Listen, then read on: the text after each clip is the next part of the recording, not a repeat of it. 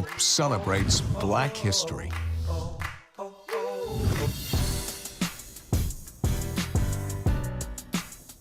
A famous Hollywood actor, producer, and comedian is the pride and joy of Norfolk. That's right. Tim Reid's passion for telling stories was first encouraged by his grandmother when she was a teen.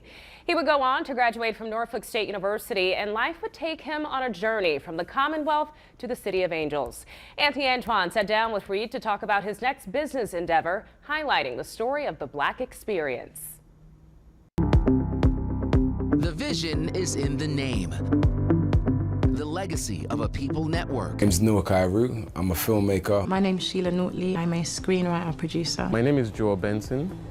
I'm a documentary filmmaker. Hello, I'm Tim Reid. It's the latest business venture for actor, producer, comedian, and writer Tim Reid. We affect history, music, culture, science.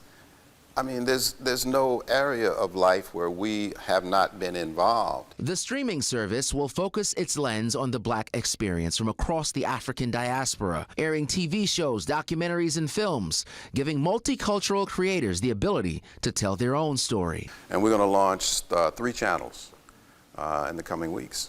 And hopefully, in a year or so, we'll have 4 or 5 channels on our own platform internationally. His desire to empower and uplift Black voices in entertainment came out of his own experience. Well, I didn't really sought out to be an actor. I was going to be a business person. With about 100 credits to his name, the film and TV business is where he would make his mark. Some of Reid's most memorable roles include Ray Campbell on Sister Sister and Venus Flytrap on WKRP in Cincinnati. Cincinnati, WKRP. But Reid says becoming Venus came with obstacles even from the first rehearsal. I decided I wanted to wear a beard. I mean, everybody was like, oh my God, what are you doing? I mean, what, are you going to shave that? I'm going, no, I don't really want to shave that. Well, that just set off a debate that went all the way to New York in the board of directors. He kept it. He says his co-star Lonnie Anderson even recommended he get an earring. So I got a clip-on, and I did the first episode, that second episode, with a clip-on. Man, you thought I'd shot a puppy. And I stood my ground. I mean, I wasn't going to lose my job over it, but I stood my ground.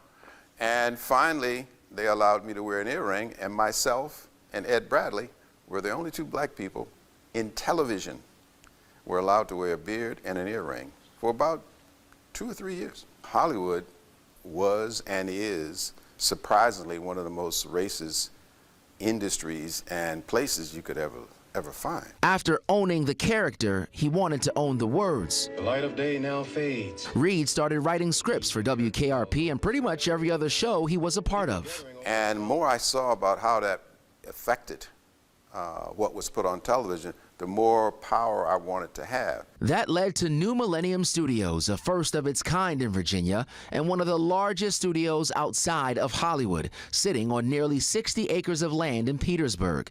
He and his wife, Daphne Maxwell Reid, a famous actress who played Aunt Viv on The Fresh Prince of Bel-Air, would produce film and TV shows with Black culture at the forefront. You know what it means. Frank's Place is where their dreams would manifest. Mockingbirds used to sing. We began to put our cultural interests and characters in that show.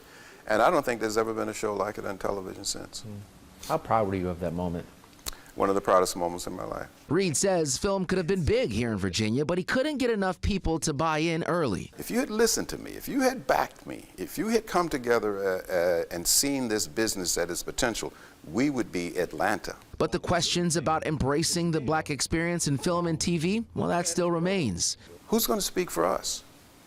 Where is the context of our culture intertwined with the context of world culture? But Reid says there's an answer. We have to control our message. And so I try to train people that I work with or mentor people that I work with to say, hey, your story is important. Be a good storyteller. Inspire thought. Inspire young people to want to find more about themselves and other people. He hopes this next endeavor will help facilitate that as we continue to build on the legacy of Black people. My love for my culture, my history is my superpower. So I don't let the perception of who we are interfere with the knowledge of what I want us to be and what I know us to be. On your side, Anthony Antoine, NBC 12.